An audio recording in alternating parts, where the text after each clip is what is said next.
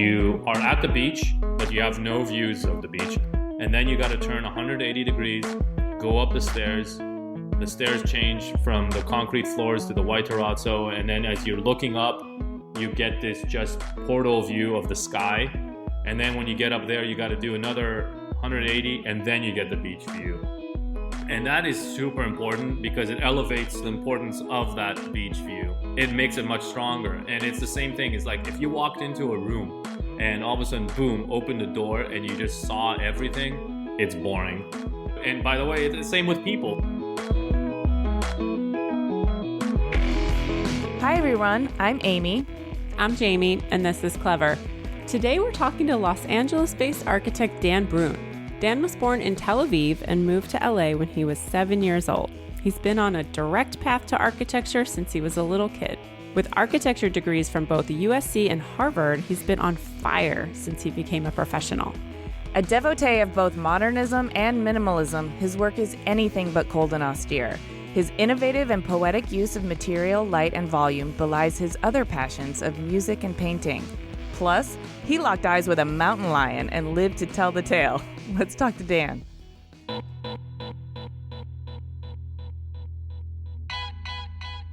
My name is Dan Brunn. I'm originally from Tel Aviv. I live in Los Angeles. I'm an architect by profession, and I would just say, a creative person, an artist in general. I believe that creating space, that's the fundamental thing of architecture, is a way to better people's experience through life. The spaces that we take in are not just about the aesthetics, but it could be altering of moods. And I wholeheartedly believe that good architecture creates good, positive behavior.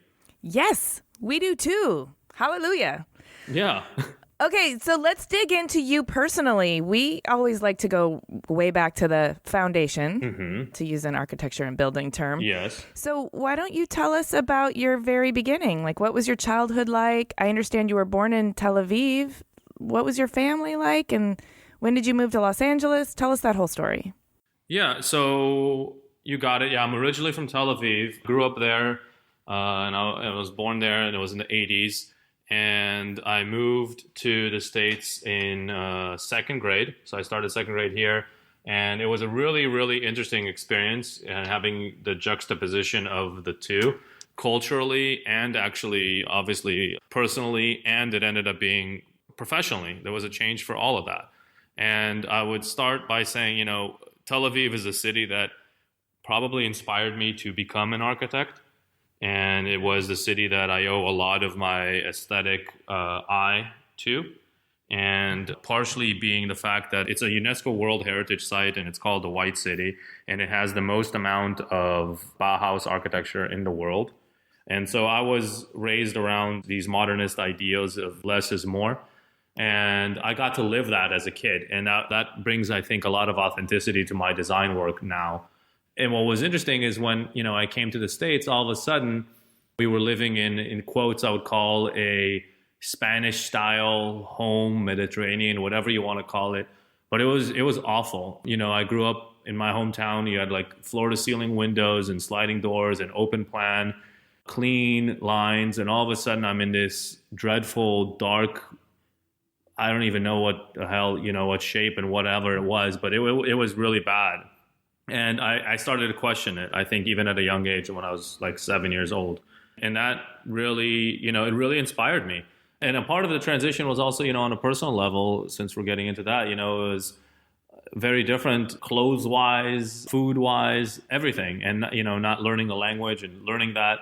And so, honestly, before knowing English, my drawing skills were probably better because that was my way of communicating. I remember I used to sit in the garden with a friend of mine, and we would just draw cars. He was Japanese and I was, Israeli, and that was our way of communicating during recess, and it was incredible.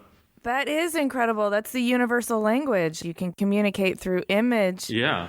And what a stark contrast from the architecture in Tel Aviv to what must have felt like a downgrade to a dark, claustrophobic space. Absolutely. Did you associate that darkness with your new country? My first introduction to America was actually New York, which was great. So my aunt and her family are all there.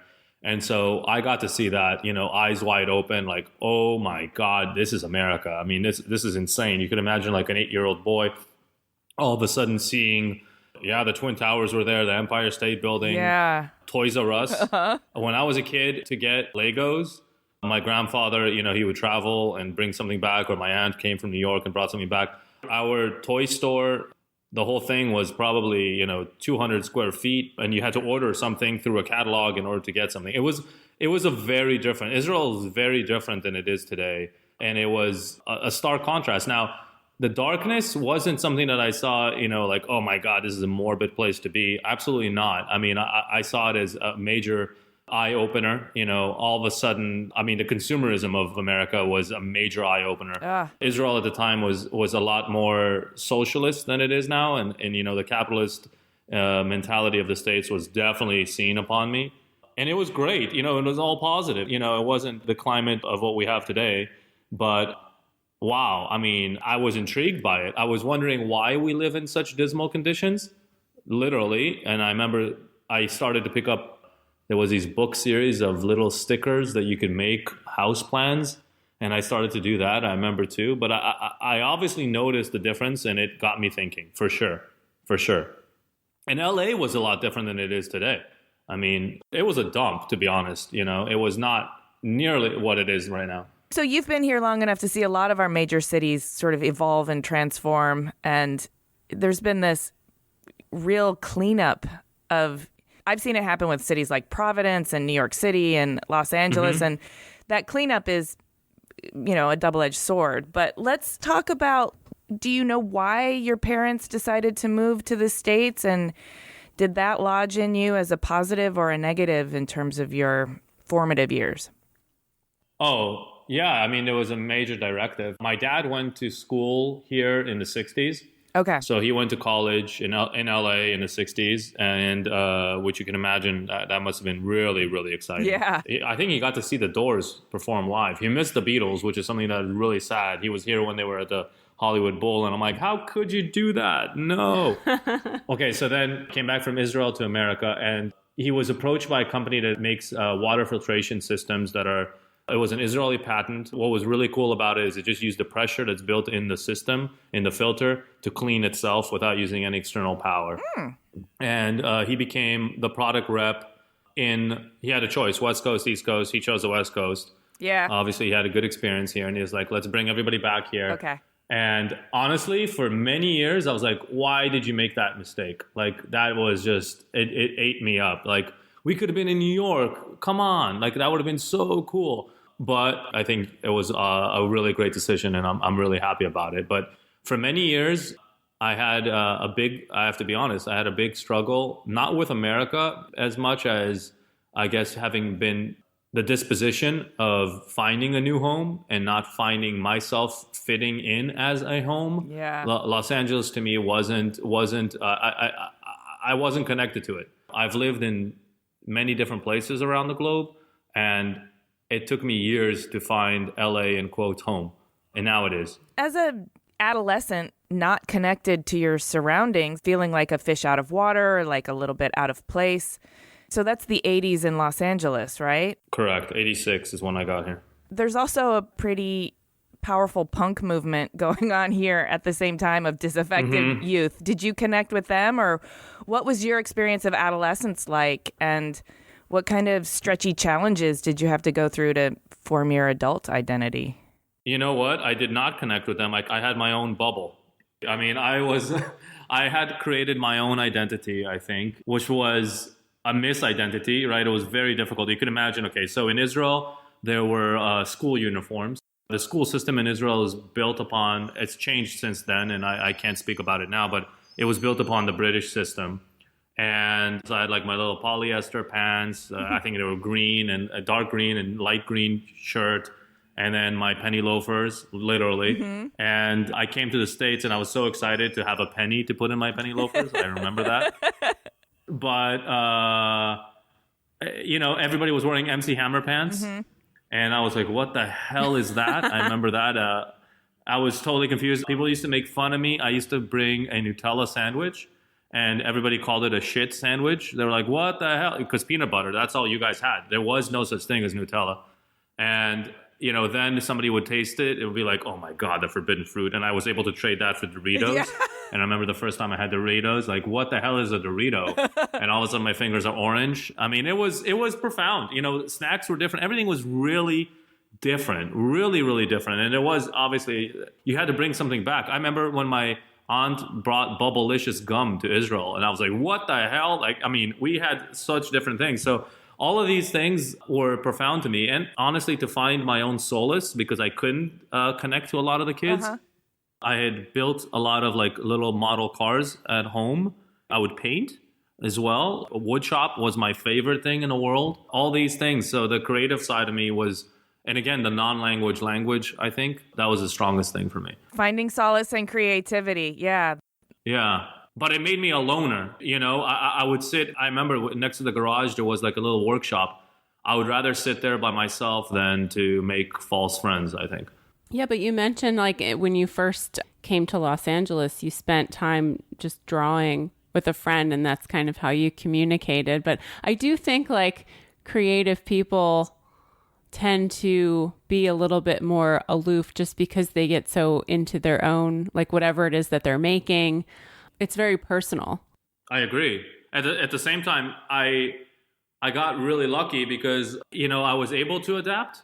And I think that's one of the things I'm really lucky about. I'm able to take on the confines of wherever I am and kind of find my place. Mm-hmm. So I would say by the time I got to middle school, I found my way, and, I had all my friends, and I had my popular, moment, and everything was fine. I had my fun, and that was great. So by the time I got to high school, I wasn't that big of a loner. Even though I hated high school. I loved junior high and elementary, but high school was the worst. Oh no, what happened in high school?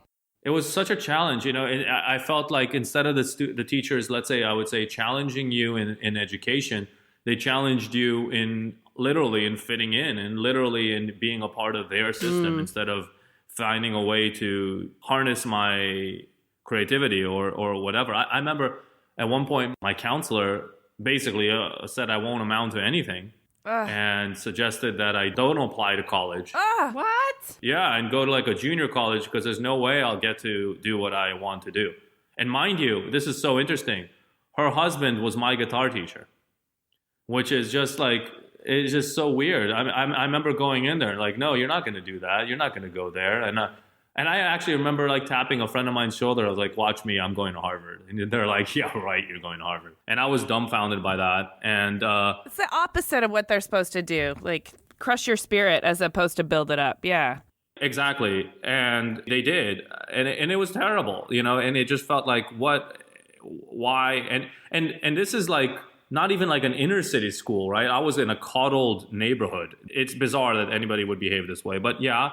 And that's the kind of mentality I had. I could get into it. I remember also I was a very good student up until sophomore year. And I had this one teacher and it was my trigonometry teacher. And she did not like me for some reason. And basically gave me an ultimatum. Either I fail you or you walk out and go back to algebra because you clearly don't know algebra. And I had to take that because I knew that if I have an F, then there is no way I'm going to college, right? And so all of a sudden, I'm in the middle of high school. I was with all my friends who were, on the, let's say, the advanced placement track. And all of a sudden I was back taking algebra, which I had taken in junior high. And all of a sudden I was doing that in my sophomore year. And I was beaten down. Honestly, I just was like, you know what? Fuck this. I give up. I'm tired. Yeah, it's demoralizing. And when the adults that are in charge of shaping your life are actually sort of convincing you that you're lesser, it's incredibly demoralizing. It's crap. Yeah. Yeah, it's total crap. But here I am. So, yeah, I did end up going to USC in architecture. And I think that's where I would say my own identity really began. And that's where I became me. So when you went to college, did you know at that point that you wanted to study architecture? Were you like, yes, this is my jam? Well, here's the thing. And this is nuts. My high school, wasn't all bad. They there was architecture classes in high school. So I took 4 years of different courses in architecture. Oh, Now, cool. it was more like a technical thing. Yeah. So I learned about scale. I learned what a building plan is, a section, a site plan, how to build models, all of that. I had all those skills. Wow. And I just was, yeah, nuts, right? Yeah. Nuts. I mean, there was even, I took like an advanced engineering course in which I designed a car, and that was really fun. Yeah, I mean, I knew it. I knew it at 7 years old that I wanted to be an architect, quite honestly. I mean, I was lucky enough that this was what I wanted to do, and I got to explore it. I didn't know what it fully meant, but yeah. So when I got to USC, it was an architecture program. It was a 5-year degree, and it was incredible. Wow, it was some of the best years. Oh, that's so cool. And then you went to Harvard? Yes. Yeah, fuck that guidance counselor. Absolutely, yeah. So I spent 5 years at USC architecture school and worked every summer as an intern, and then worked 2 years after that in Los Angeles. And that really gave me my chops. You know, I really learned everything. And I suggest anybody who is like interested in doing this, you gotta like find a person to work with, to work for, and get inspired, and don't give up. Yeah, then I went to Harvard 2 years, also architecture program, master's degree. Okay, so I echo what Jamie says. Fuck that guidance counselor. And it sounds like you also, thank God, like sort of bloomed into yourself in college. You found your tribe. You found your calling. You were able to excel at what it is that you're passionate about. That must have done enormous things for your sense of self. Look, at USC, I finally was also successful. You know, at USC, I was beginning to be a star, you know, and it felt great, you know. The bullshit that I had gone through at high school of being like a loser, I would say, you know, like in the academic side, was turned around 180 degrees. Yeah. It was so much fun. So I gained my confidence, you know, and I got to like push myself forward and to really shine. It was amazing. Man, that confidence and that validation, it cannot be underestimated. I think it's so much more important than this idea of like, well, tough love and conforming. It's like... I agree. I mean, and that's the way I run my office too. Like, it's interesting, like Steve Jobs is one of my heroes in one degree. And has always been. Before it was like a popular thing, you know. But when I read his bio and I saw that he thinks the way to get the most out of people is basically, tough love and demoralize them and make them feel like shit so that they win your love. I think it's exactly the opposite. My mentality is to foster the growth and to encourage when there is something there. Yeah. Not a falselyhood. I think there's a problem with that too. I think, you know, I was a teacher at USC and at Harvard. So I saw the other side too, and I saw a generation of kids who are like, everybody's a winner, and I have to say, not everybody's a winner, and that's complete bullshit. But the ones that are deserve the recognition. The main problem is that we think kids are going to believe this lie. Like, kids know when they're not excelling at something or when they haven't found their groove. You can gently tell them, let's help you find something that's maybe more of a fit for you without demoralizing them and convincing them they're shit or they're not going to amount to anything. Correct. There's no positivity in telling somebody they're crap. There's no need to do that. And by the same token, like, they don't want to be told they're a winner when they can clearly see they're not measuring up to their peers or they're not like feeling the passion in it. Like, don't lie to me that way either. Exactly. You have to be completely honest with that. I mean, I remember I had students who were like, why am I getting a B? Why am I getting a B minus? I'm like, well, you have no creative thinking, and this is a creative course. Like, hello? They're like, well, yeah, but, you know, in high school I was getting straight A's. I'm like, yeah, well, in high school they also fed you the question sheet. I'm not going to do that. This is architectural studio, and life is not going to give you that, right? Like, when I write a proposal to a client, I don't know exactly what everything is. I have to take a gamble. I have to figure that out. And sometimes it works, and sometimes it doesn't. That's it. That's what I find so frustrating about like the idea of just forcing kids to memorize stuff forever.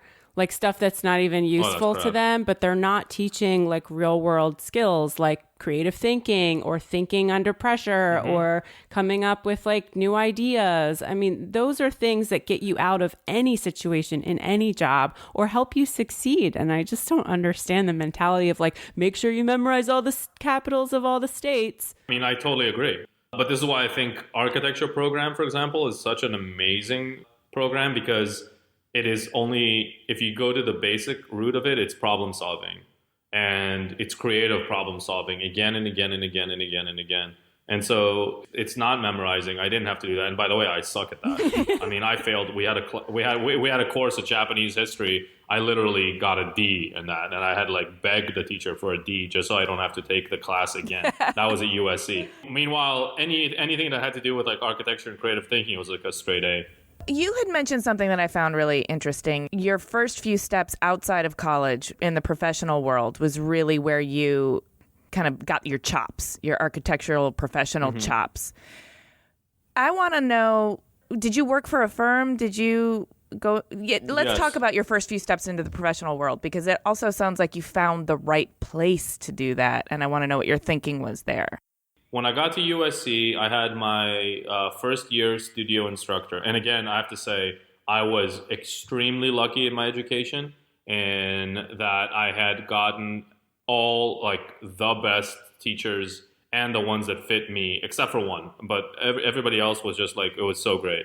So I had this amazing studio instructor freshman year, and he inspired me so much. One of the best things that he ever did was, he worked on my ego and reducing it. And, I was a cocky little kid. And basically, it was so funny. So I had finished this project for the final review, and he had come down, and I was in the studio, and he had come down from the upper division courses and just to check up on us. And he saw me, and I'm like looking around. I'm like, oh, look, everybody's still working. I'm done.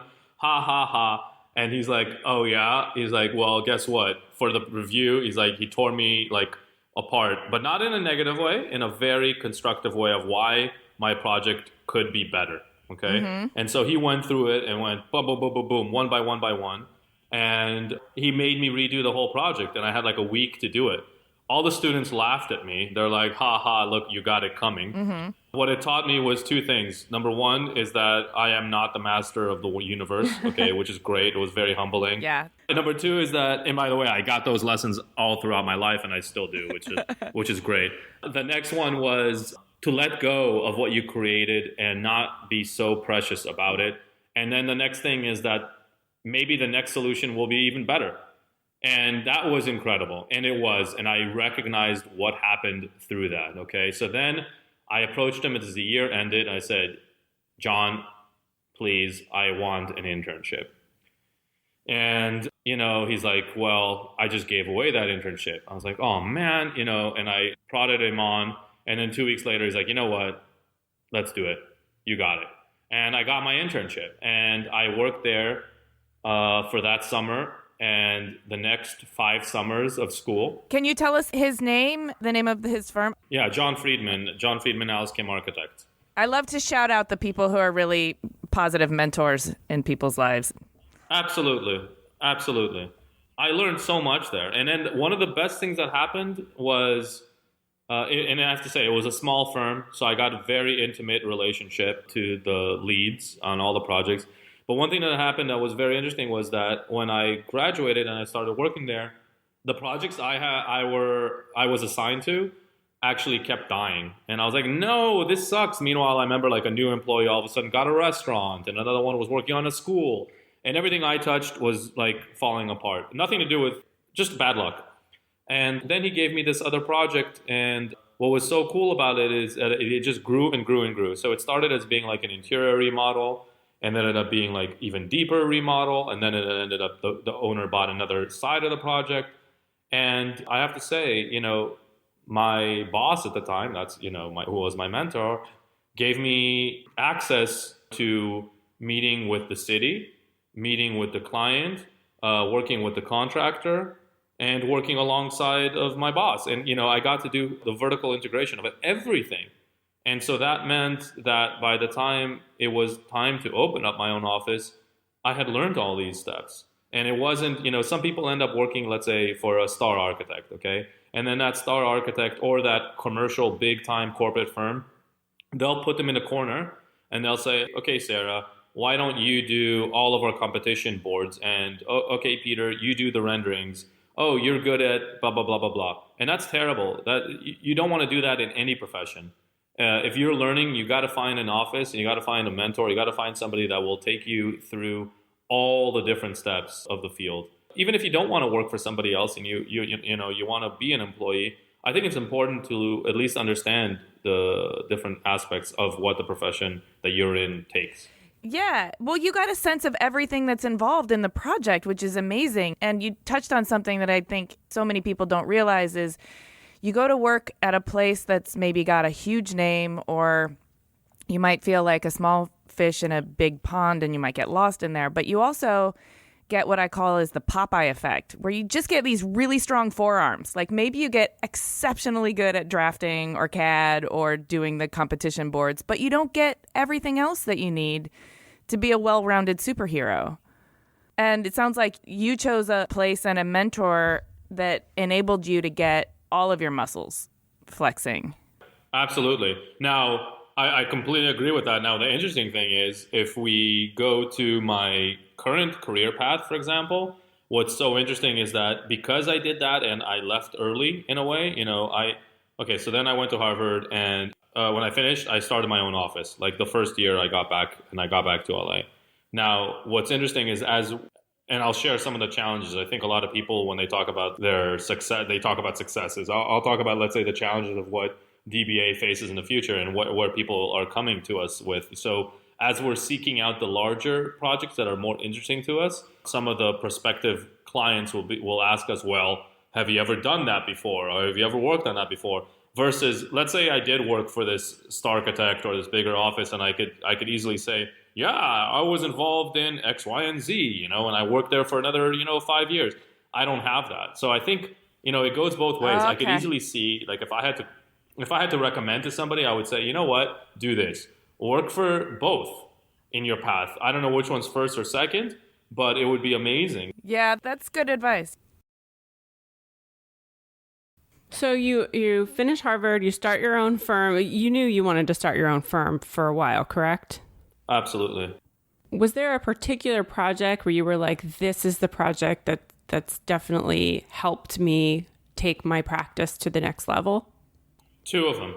It came down to this. I strongly believe in just the power of people. That means relationships and being genuine with that. You can't fake that. So when I was working at the other office, when let's say a product rep would come in, if there was somebody that was interesting to me, I befriended them, and that was very important to me. When I graduated Harvard and I started my own office, I didn't start my own office that quickly. Let's not demystify that. So I was teaching at USC, and I was sharing an apartment with a friend of mine, and then that same product rep called me and said, "Hey, we're opening up a showroom in the Bay Area. Are you interested?" And I was like, "Are you kidding me?" I'm like, "This is an opportunity of a lifetime. Like, this is so fucking cool." I mean, to get into commercial work is really difficult. And then to get into, let's say, retail or showroom spaces where you are the brand is intense, is insane. I was 25 years old. A company called Caesarstone had hired me to design their flagship showroom for the nation in the Bay Area. Wow. It was intense. It was crazy. That's like winning a lottery. That's amazing. Yeah, it was. I designed this space, and it was nuts. And I got to work hand in hand before Caesarstone became, a public company. And, I owe it to two people, Maggie Amir and Arik Tendler. And he was the CEO and she was the A&D rep. And those two are just, and Maggie's still my angel. She's my guardian angel. She's super important in my life. She basically, brought me onto the project. And then when the project was over, this was really interesting. And this is how my career path continued. So, they invested $500,000 into this space, and they wanted to win awards, do all this. And I remember going to them, I said, "Hey guys, we need to get architectural photography." They're like, don't worry, we got the guy. And I'm like, "Your guy is a food photographer who does countertop photos and close-ups. No, that's not the guy."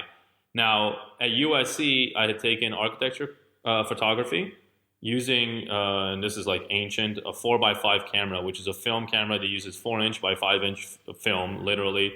And it looks like one of those, if you've seen like 1920s photos of like a huge camera that you put the tarp over your head to take a photo, literally that. And so I had bought one of those used, and they were cheap at the time. Digital cameras were not the thing yet. You couldn't use that. And I had went to Sammy's camera here in LA, and I had little tiny photos that, I'd taken with my 35 millimeter regular camera. And I was asking the clerk about renting lighting equipment. Because actually, if I take it back, when I was working at the other office, I used to go on to the film shoots, the photo shoots. And I would watch, the photographer and what he would do and kind of learn. Anyway, as that's happening, the clerk and I are talking, and he asked me, why I went to school, what am I doing? And then this woman walked up to the counter and started talking to him. And I'm like, hey, what the hell, And he's like, hey, I want you to meet Hedy. And I'm like, okay. And I say, hi. Hedy is Sammy's wife. Sammy and Hedy own Sammy's camera.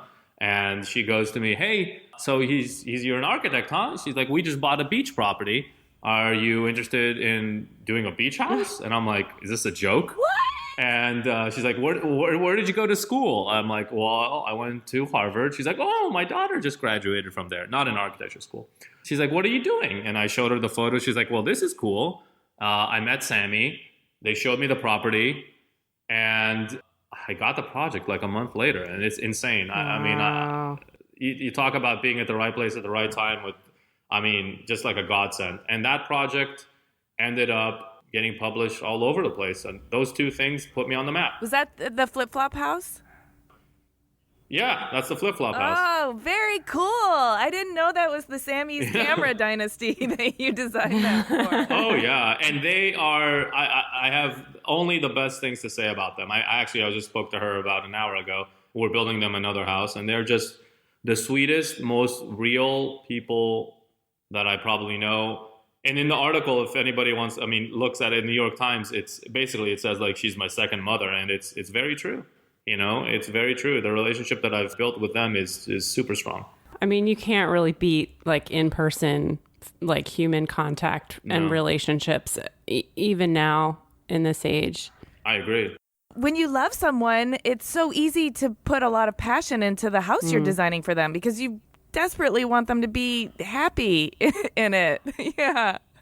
Exactly. I have so many stories about not just with them, but that's, it's super important to me. The happiness, we started the conversation with that, but the happiness that somebody has, especially in a residential and you're doing a project like that, if the energy is not consistently good, you're ruining it, and why would you want to have a fight with your architect or anybody else and then move into that house? That's just terrible. Yeah, really.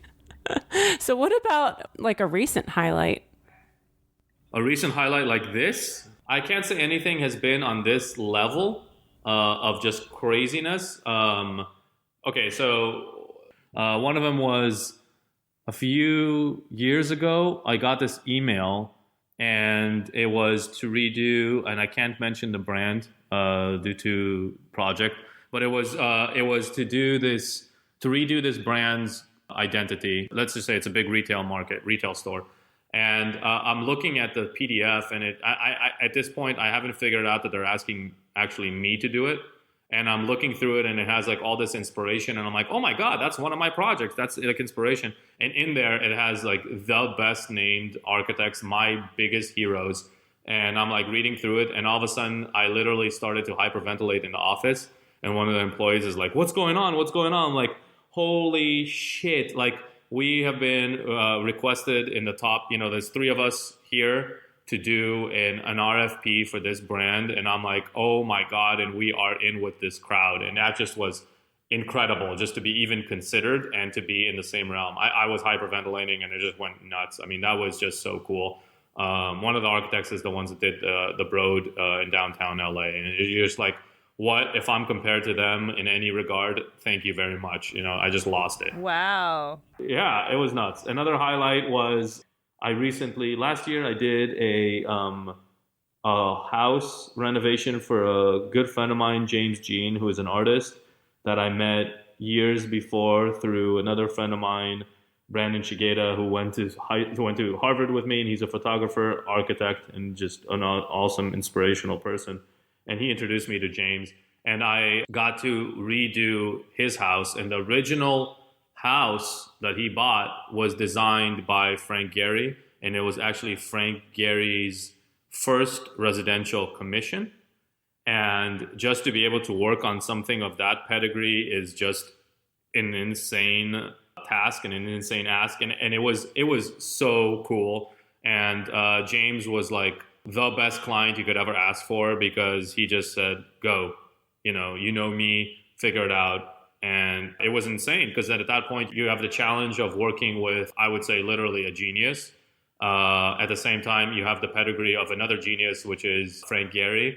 And then you have to stand in shoulder to shoulder somehow with these people and design something. And, you're gonna, I knew at that point he's gonna have a kid and he's gonna raise a family in there. So it's on a personal level, the stress of getting all those things done.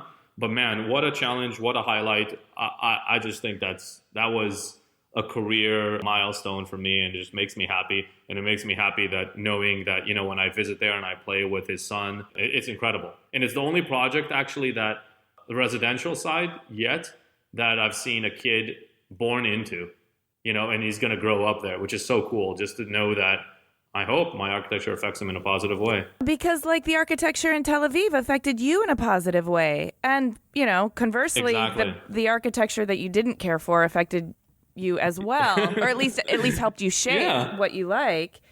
Oh my gosh, that's so amazing. You are going to totally influence that kid. Yeah. So now that you're firmly established as a architect with critical acclaim, let's say, what is your criteria for taking on a project? I mean, I know you've talked a lot about relationships and authenticity is super important to you, and you don't want to have fights with people. Yes. When a project comes into the firm, what are some of the key factors that help you decide which ones you want to take on, and what excites you creatively? You know what? It really stems down to either a person or a brand or a combination of the both. Because we do anything from, small scale residential to larger scale to, hospitality, retail, creative spaces, commercial stuff, furniture design. We take on so many different things. So to me, I need to be in a position where, first of all, there's a kind of camaraderie with your client. Mm-hmm. I don't want to say collaboration. I think people throw that word around too much, even though I got to find a better word than that. Gotcha. You are working together, but there's definitely a tier, right? Somebody's hired you to be the professional in that. So you're not collaborating fully, but you are working together. So there has to be that sense of understanding that, hey, look, we searched for DBA because of X, Y, and Z, and we want you to work with our space or our design team. I think that's super important to me to people get that right from the get-go.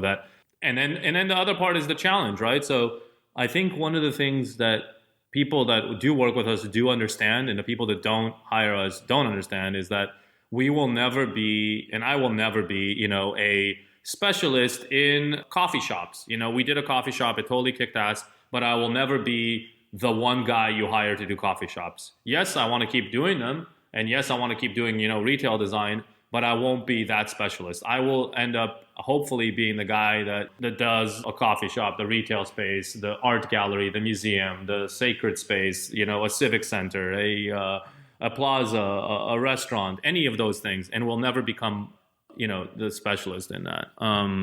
So I look to find a client that wants to take that challenge on and understands the fact that we will use critical thinking to solve these problems, and we will never go into our library or kit of parts to put it together, because that doesn't smell of authenticity. And so you need to be able to have the clients that get that and understand that, And so we're working on some really interesting things right now, and geographically we're reaching and branching out further and further than LA ever had before, So that's really exciting. But I want that, and I want the clients to feel comfortable with us. Recently, a project that a client asked me, how would you choose, they interviewed me, and they said, how would you choose an architect, And I said to them, quite frankly, on a personal level, it's a residential project. I mean, did you get along with me? Did you get along? Did you trust me? Because if you don't from day one, you will never have that. I really, really, really, really, really believe that. And so to me, it has to go both ways. So I think any job interview is for both people. So I want to talk about spatial choreography. This is a really cool term, and I can see why you would want to describe your work that way. But how does it happen? Like, what are the thought processes or formal exercises that you do, to achieve your compositions? Yeah, and I'm actually curious if it's a term that I defined. I've never looked it up, but it is definitely something that I believe in. And you know what? It comes down to my first visit to America, and that is in New York in the Guggenheim Museum. And oh, that made such an impression on me too when I was a kid. It is. so you walk up to it the first time and you see this shape, this kind of like cake, white cake, wedding cake or whatever, upside down tiered thing. It's an anomaly, and it's a spacecraft, and wow, it's awesome. So that gives you that part about it. And I think that anybody who's even naive about design just, will be intrigued by it. But the real drama is the fact that when you walk in, I could actually, with my hand up, I could reach the ceiling of the entry lobby space. And the door is a small revolving door. And then you walk in and you get a sense of light. And then you walk in a little bit further and boom, it's a multi-story atrium that is capped by this glass skylight cupola with, light just shining through. And then you get that aha moment. That's what it is. And the door entry isn't on the corner of the building. It's kind of like 3/4 in there, and it's kind of hidden.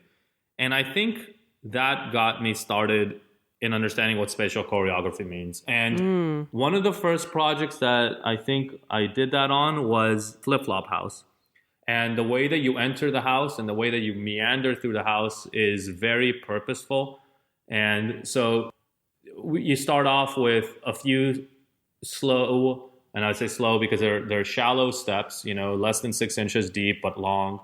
So that gets you're playing with the users, the walking speed, and then you're confronted with a waterfall, mini bridge. You kind of walk through this moat, turn left, then turn right, and you enter this semi-underground space that has a moat all around it.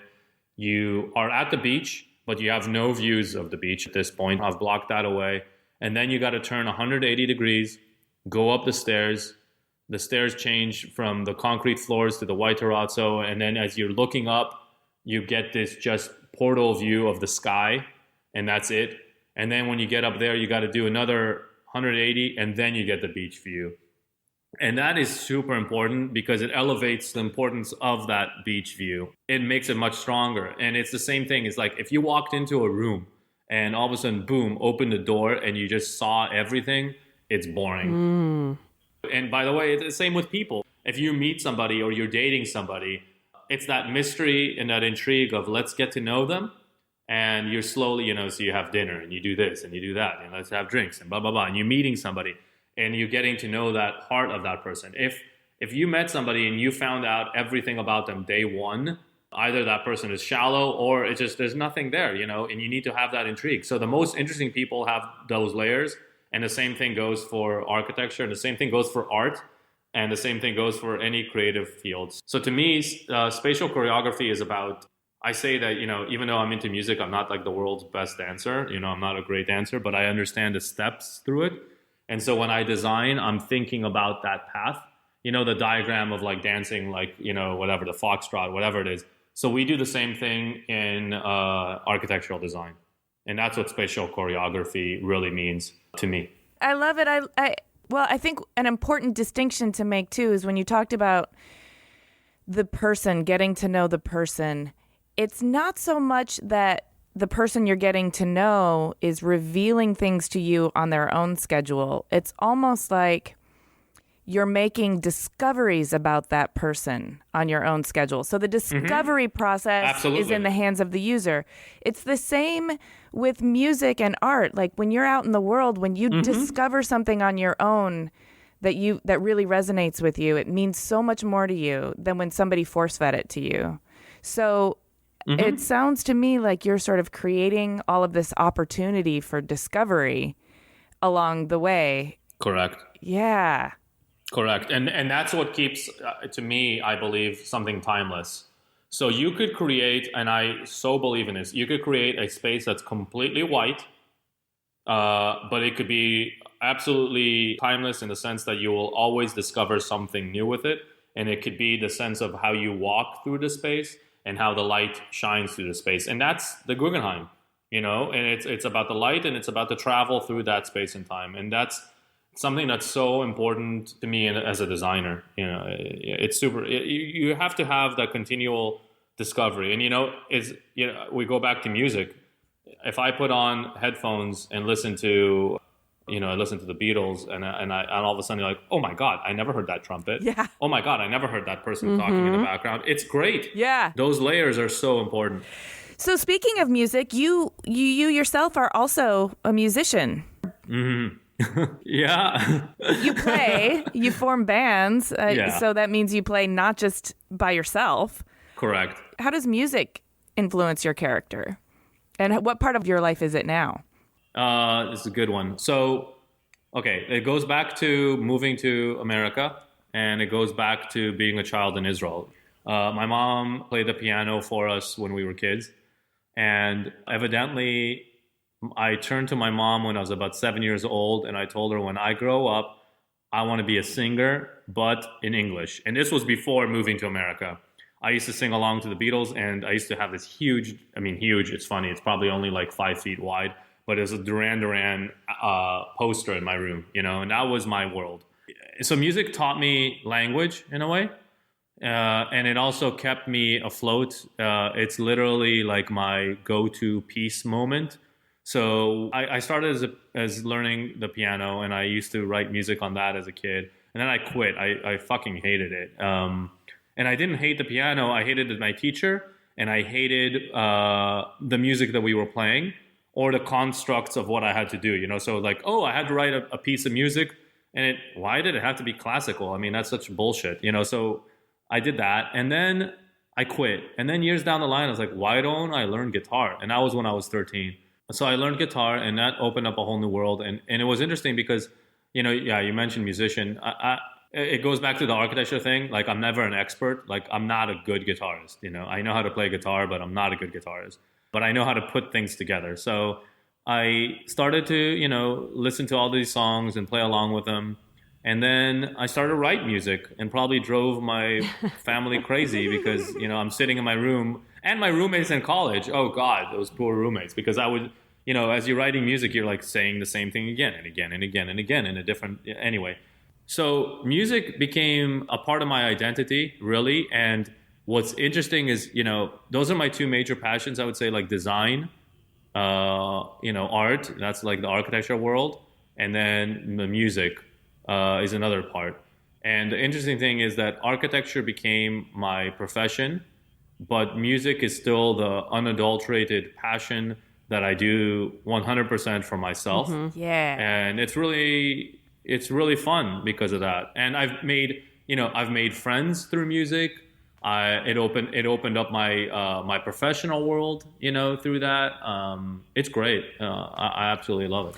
It's really nice, I think, even for creatives to have a separate creative outlet that your livelihood isn't attached to, that doesn't have the pressures associated with success or failure, but can still just be sort of free and childlike in its creative expression. And the fact that you have both, I'm sure they inform each other, which is also really great. Absolutely. They do. And they inform each other in different ways too. Not even literally, but like, for example, I've had musician clients, and that means that I'll be able to understand how they use the guitar or whatever instrument in the home or in the studio, right? Yeah. Or we'll be able to. I haven't jammed with any of my clients, but we have been able to discuss, the technical aspects of recording something. And I think that's so fun. And then they're like, he knows that. Well, and you would understand why acoustics would be something that you have to handle so sensitively. Yep. Just transitioning from music to something totally random. I was at an event, and maybe I had a glass of champagne too many, but I heard that you came face to face with a mountain lion. Yes. What is this story? Can you retell it, please? This is a really good one, and it's from a mutual friend of ours, Katie from Concrete Collaborative. So they invited me to one of their events out in Arizona. Jesus, I'll never forget this. So they invited me out to Arizona to kind of talk to their sales force and to explain to them, I guess, like my passion about their product and, all of that good stuff. Anyway, so I get there a half day early, and it's beautiful. It's this place called Dove Mountain, and it's in the middle of the desert, and it's just gorgeous. And I'm like, you know what? I want to go for a walk, and I want to take some photos. I love the photography aspect of just being out in the middle of nowhere and just doing that. Anyway, and I'm like, oh my God, the sunset's going to hit. This is going to be great. I start walking, okay, and I see the sign, and all of a sudden the sign that says, watch out for rattlesnakes, and then there's another thing like, watch out for like mountain lions, and I'm like, oh, this isn't good. I should go back to the hotel. So I go back to the hotel, and I talk to the concierge, and I'm like, hey, I want to go up and get some sunset photos. And he's like, okay, great. Here's a trail map. Here's some water, a little backpack they gave me, and be on your merry way. I'm like, all right, let's do this. So I'm going up the mountain, enjoying it. It's like getting, to sunset hour and taking my photos. And I'll never forget it because it's the day that John Lennon died. And to me, it was, it's a very important kind of like solace moment, December 8th. And it was nuts. So I'm standing there and I'm taking in all the sunset and the quietness and the wind. And I'm like, hey, Dan, it's time to head back. It's going to be darkness soon. And I go to walk back and I can't find my path. And I'm like, oh, this isn't good either. And I remember the guy at the lobby telling me, well, there's two ways to head back. Either you head back to the hotel or you take this other path and it will take you an hour to get to the country club. I'm like, okay. And I start heading down the mountain, not working out, and I head this other direction. And as I'm heading the other direction, I'm like, okay, well, this is going to take me an hour, so I'm definitely going to be here in darkness. Not so cool. And I'm walking, and all of a sudden I hear footsteps behind me. And I'm like, what the hell is that? And I'm like thinking to myself, it's either an animal or a creep. I'm like, I don't like either one of those, and I'm like, I'm going to continue walking. By the way, moments before that, I had received a call from the planning department that we had received the good word that Sammy and Hetty's second home on the beach was going to get approved. So I'm like, hell yeah. So I have that in my mind. At the same time, I'm walking down and I'm like, what the hell is that sound? I don't like it, right? So I'm walking with my iPhone. It's getting towards darkness and I just got off the call. I turn around and I'm like, fuck it. I got to turn around. I got to see what's behind me. And I would say about 40 feet behind. Yeah, about 40 to 50 feet behind me. Mountain lion staring at me. Oh. And I'm like, oh my Holy God. I'm like, and I remember going to myself, I am not dying today. This is not the death of me. And I'm like, this is total crap. Now, mind you, about a month before that, I'm at a job site with an employee of mine. And this really big, nasty dog crosses over the fence and starts walking at us.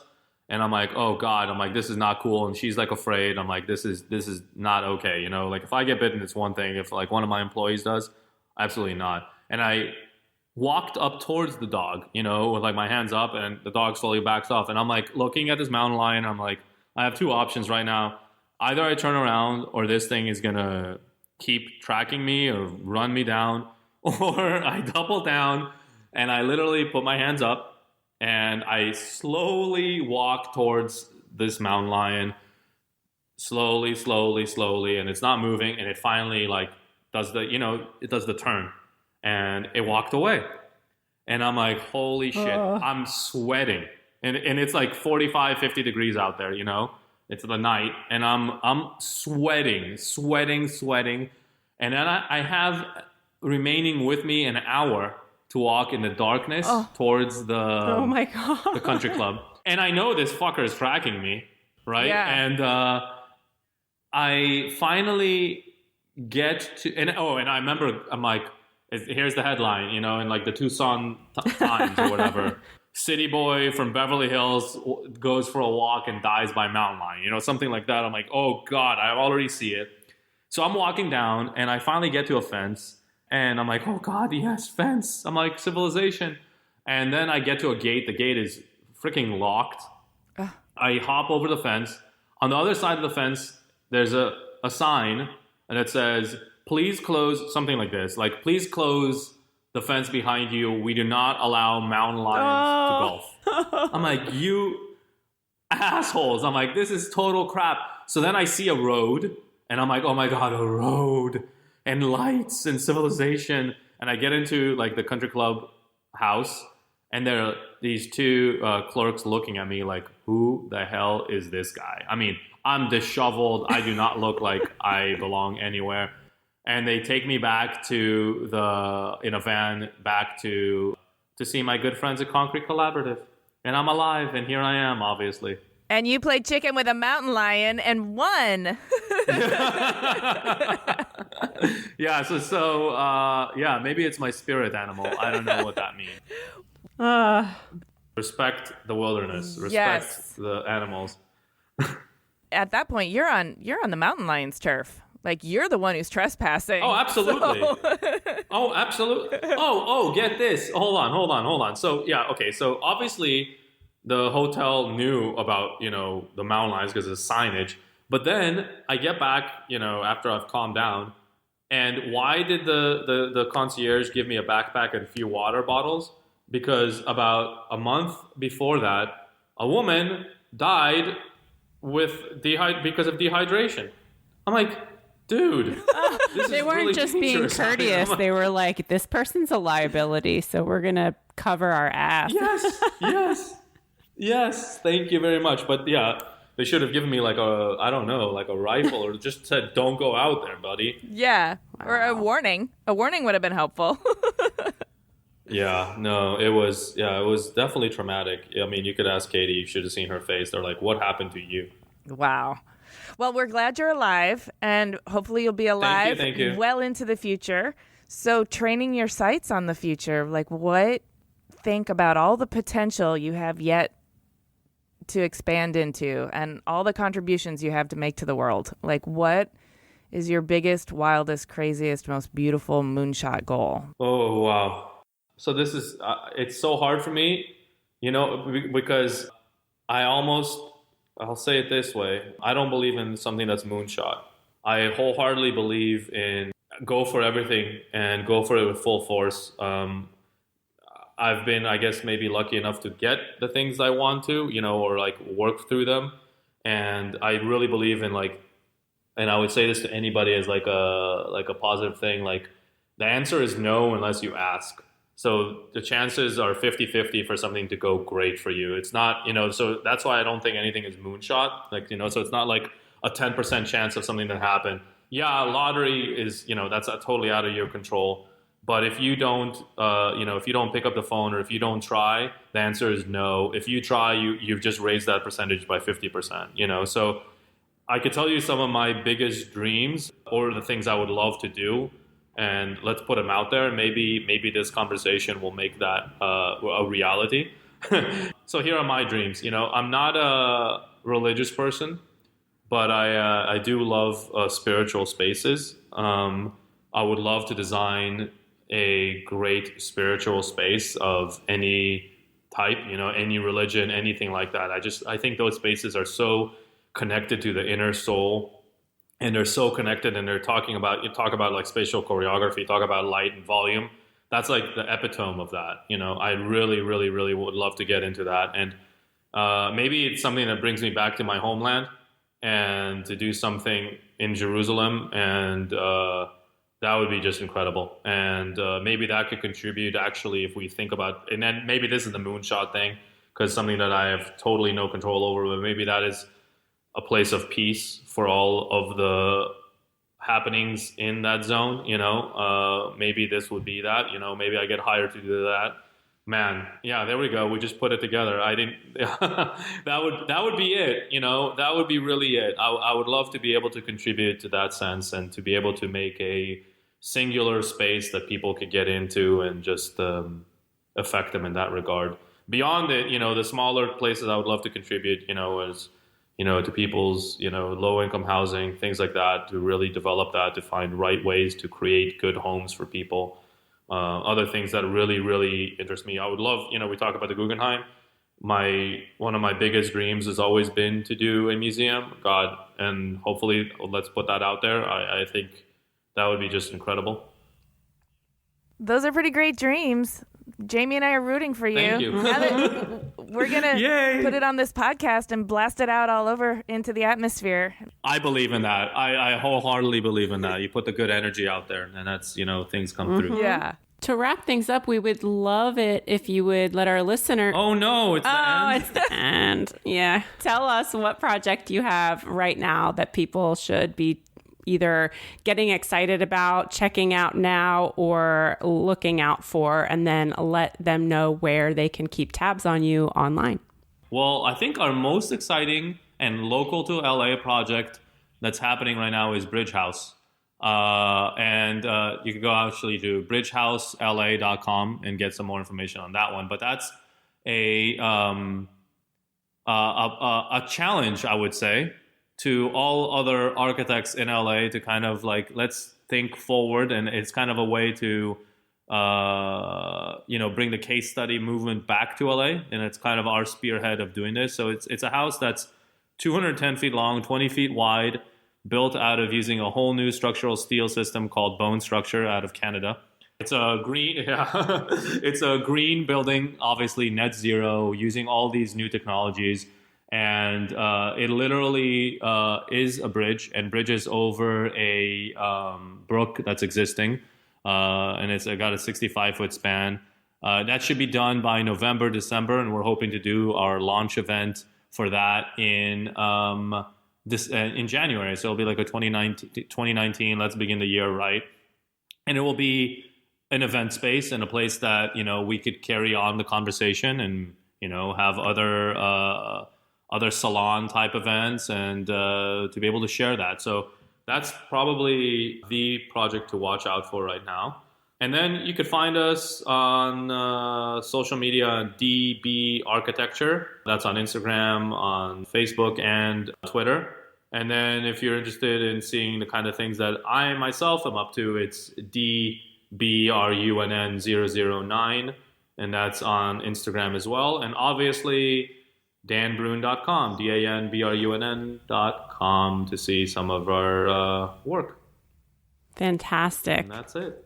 Thank you so much for sharing your path and your stories and the mountain lion.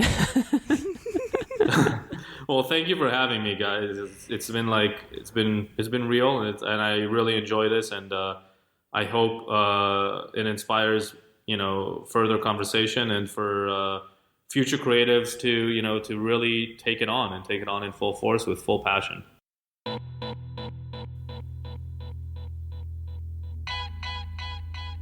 So we didn't get into it, but that guy clearly has a Beatles obsession. I know. He mentioned it a couple of times, and I was like, I think 3 or 4. Yeah. I really loved hearing his story of coming to Los Angeles and being like, what a dump.